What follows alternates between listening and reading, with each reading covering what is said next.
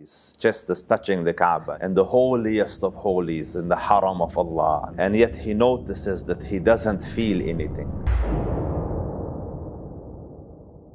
So in Islamic history, there's this very famous Khalif known as Harun al-Rashid, and stories and tales of wonder are written about him and about his reign. And he had a magnificent reign, Harun al-Rashid. They say that he would look up at the clouds and say, "Go reign wherever you want, its benefits will come to me."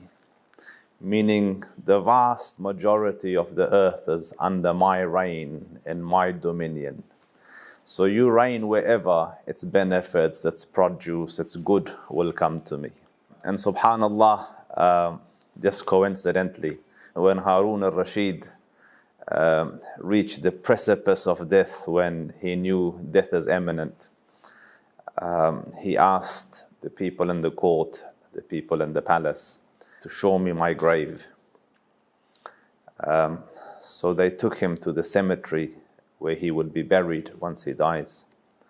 And he found a dug-out grave. Subhanallah, like just behind him, around him, is the palaces of Harun al-Rashid, a kingdom that stretches far beyond any imagination.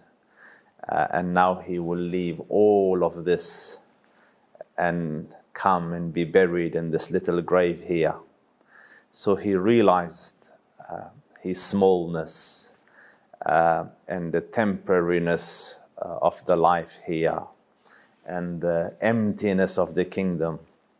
So he turned to his Lord saying, "Ya man la yazalu mulkuh, irham man qad zala mulkuh." O you whose dominion does not expire, whose kingdom doesn't run out, have mercy on the one whose kingdom has just expired. Like, my time is finished. I'm leaving all of this and coming to you. So this famous Harun al-Rashid one day went to Hajj. And when he came to Hajj, he was doing the tawaf around the Kaaba. And for those of you who have been between the black stone and the door, there's a place called Maqam Multazim, where you put your chest on the wall of the Kaaba and you supplicate and make dua and turn to your Lord with your requests and seeking forgiveness. So Harun al-Rashid is attached to the Kaaba. His chest is touching the Kaaba. He's in Maqam Multazim, and the holiest of holies, in the haram of Allah, and the house of, touching the Kaaba. And yet he notices that he doesn't feel anything, like what a heart should feel,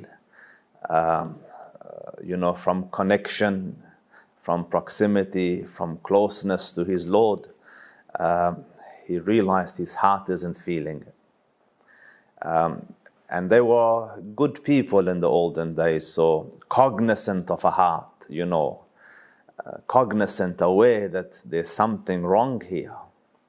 And subhanallah, and we live in a time now where world leaders have no idea that there is such a thing as conscience and as a heart, and something that you must make sure that, intrinsically, internally, that is looked after. So Harun al-Rashid returned to wherever his place of rest would be, and he told his men, "Is there a scholar in Mecca that can give me advice, that can talk to me, so that this hardness of heart and this rust of the heart can be removed and the heart can be softened so that the heart can connect to its master?" So they mentioned the name of a scholar. So he went to the house of the scholar, and the announcer announced that Amir al-Mu'mineen Harun al-Rashid has come seeking an audience. And obviously the sheikh from inside the house would hear, the caller of the Khalifa, And he would rush and maybe put on his abaya and maybe put on his bisht and come to receive the Amir al-Mu'mineen, Harun al-Rashid, at the time the King of Kings.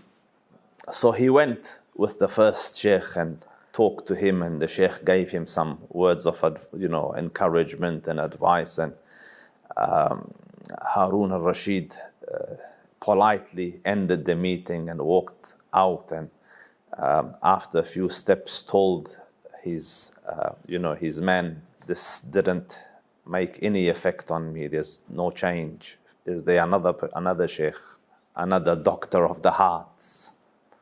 So they took him to another one,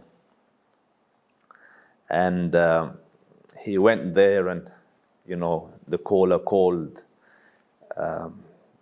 Amir al-Mu'mineen, Harun al-Rashid is at your door seeking an audience. And obviously the sheikh rushes and comes and meets the Khalifa, takes him inside and spends a few moments with him, talking to him. And Harun al-Rashid, in his anxiety growing, like, what is happening? I sense no change in my heart.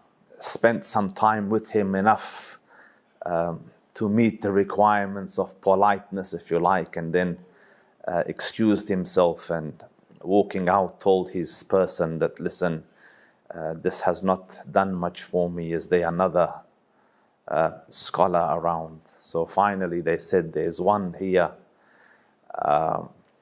He's somewhat different. Fudayl ibn Iyad.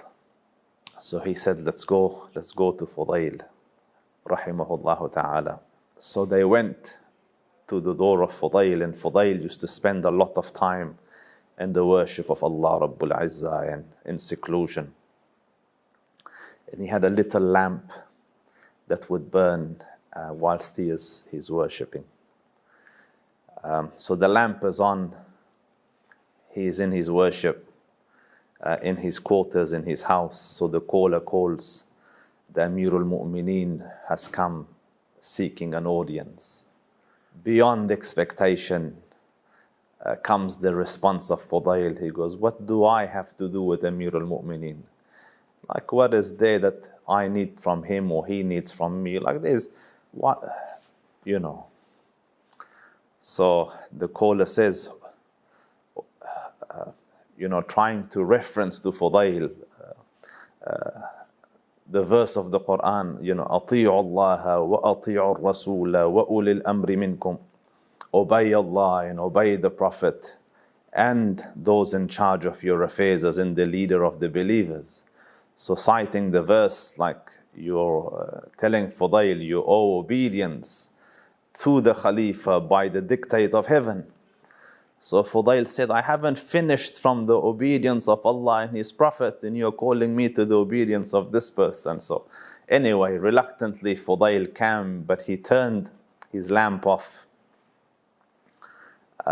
So when he came at the door, it was dark. In those days there was no street lights. And so Harun al-Rashid extended his hand, and Fudayl grabbed it in the dark. And when he grabbed it, so in those days, life was hard. So the common man had to do a lot of physical work himself. So he would chop wood, he would grind, whether it is oats or corn or wheat for flour and for bread.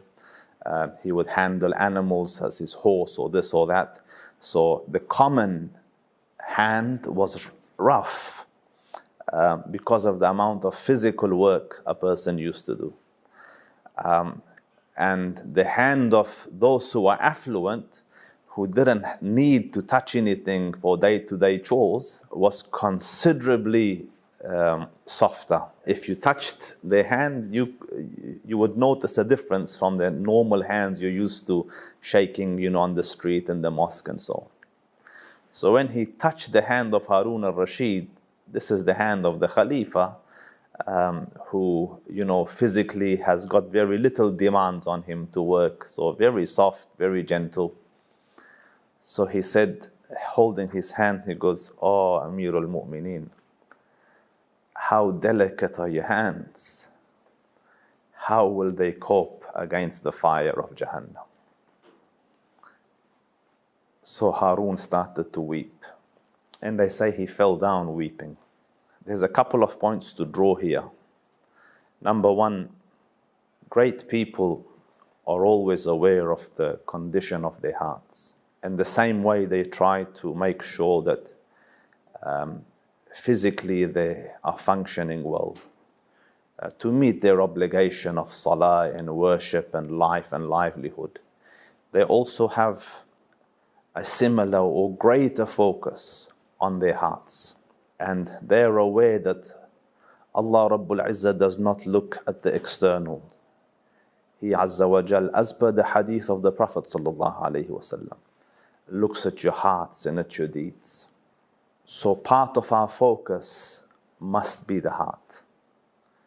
And all great things that Allah Rabbul Izzah wants from us will reside in the heart. So one of the greatest achievements is taqwa. And the Prophet ﷺ pointed to his blessed chest, as in his heart, and he said, "At-taqwa ha huna, at-taqwa ha huna." Taqwa is here, taqwa is here, as in taqwa of the qulub. And in trying to focus on the heart and work on the heart and fix the heart, a great technique that you can see here in Harun al-Rashid, and you see in others, is to find a person that can remind you, give you advice and encouragement and admonition, so that the heart can get cleaned. So Harun al-Rashid found Fudayl ibn al-Iyad.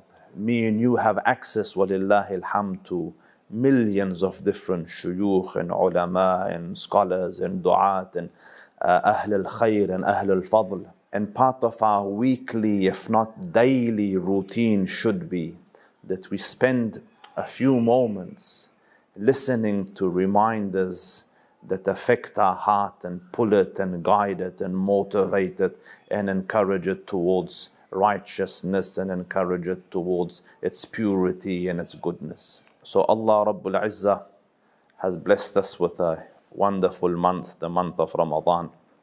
And it is the month in which the hearts get corrected. And it is a month in which the desired outcome is a direct impact on the heart, and that is taqwa. So as you busy yourselves with worship and as you busy yourselves with the ibadah of the Dhul Arsh al-Majid, and your bodies and the physical is busy, make sure that the heart is impacted. Allah bless you, Allah guide you, Allah guard you. Wassalamu alaikum wa rahmatullahi wa barakatuh.